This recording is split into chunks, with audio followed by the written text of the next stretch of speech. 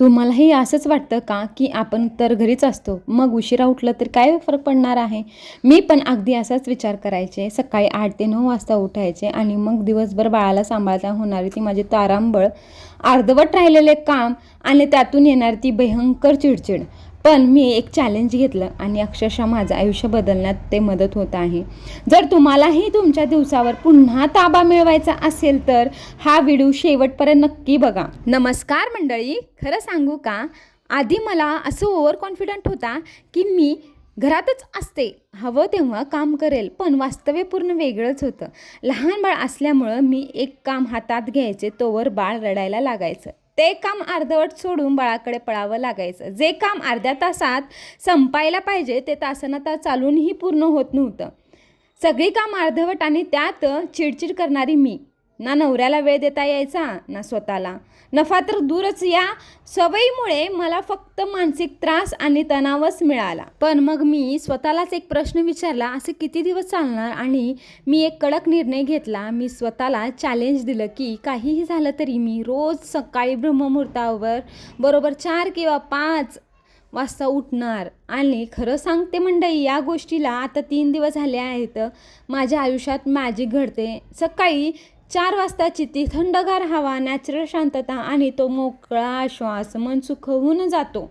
बाळ गाढ, म्हणजे माझी स्वामिनी गाढ झोपेत असते आणि माझी अर्धीपेक्षा जास्त कामं इतक्या शांततेने आणि सुरळीत उरकून जातात की विचारू नका. मनात कोणतेही नकारात्मक विचार येत नाहीत.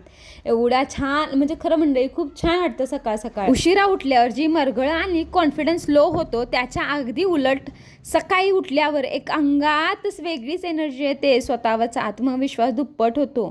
घरात माणसं दोघं असोत वा 10, काम तेवढंच असतं ना. पण सकाळी काम केल्यामुळे कोणावरही डिपेंड राहावं नाही लागत. स्वतःसाठी वेळ थोडासा मिळतो. सगळी कामं उरकून मला शांतपणे देवासाठी पुस्तक वाचायला, नामस्मरण करायला वेळ मिळतो. एवढंच नाही तर आपल्याला काही नवीन डिश ट्राय करायचं सकाळी नाश्त्याला, तर आपल्याला वेळ असतो. बाळ सांभाळताना घरातली कामं कधीच संपत नाहीत आणि उशिरा उठल्यामुळे तो ताण अजून वाढतो, असं तुम्हालाही वाटतं? खरंय, लहान बाळ असताना रात्रीची झोप पूर्ण होत नाही. हे मी सुद्धा अनुभवले आहे आणि अनुभवते सुद्धा. अनेकदा बाळ रडतं किंवा त्रास देतं, त्यामुळे सकाळी उठणं खूप जड जातं.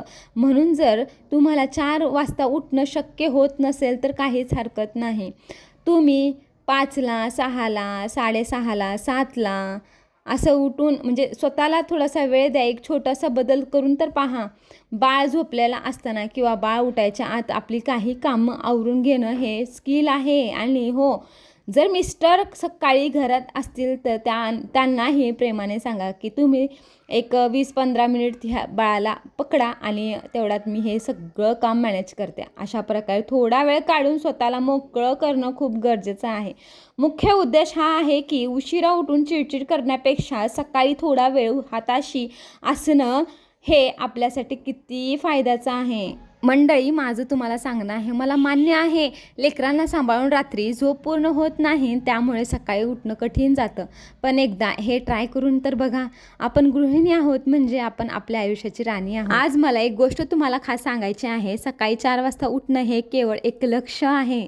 तुम्हाला जर ते कठीण वाटत असेल तर जबरदस्ती करू नका. 5, 5:30 किंवा 6, 7 वाजता उठूनही तुम्ही तुमच्या दिवसाची सुरुवात तेवढ्याच उत्साहाने करू शकता. महत्त्वाचं काय आहे तर तुमचा दिवस शांततेत आणि नियोजित पद्धतीने सुरू होणं. मग तुमची सकाळ किती वाजता सुरू होते? तुम्ही 5 वाजता उठता की 6 वाजता उठता? मला कमेंटमध्ये नक्की सांगा. आजचा हा व्लॉग संपवताना मला फक्त एवढंच विचारावंसं वाटतंय की तुमच्यापैकी कोणाकोणाकडे लहान बाळ आहे, कोणाचं बाळ 2 वर्षाचं आहे, 3 वर्षाचं आहे किंवा अगदीच छोटं आहे, आणि कोण कोण आई म्हणून या दमछाक करणाऱ्या पण तितक्याच गोड परिस्थितीतून जाते, ते मला नक्की कमेंट करून सांगा. असे छान व्हिडिओ मी घेऊन येत जाईन. तोपर्यंत बाय बाय, भेटू पुढच्या व्हिडिओमध्ये.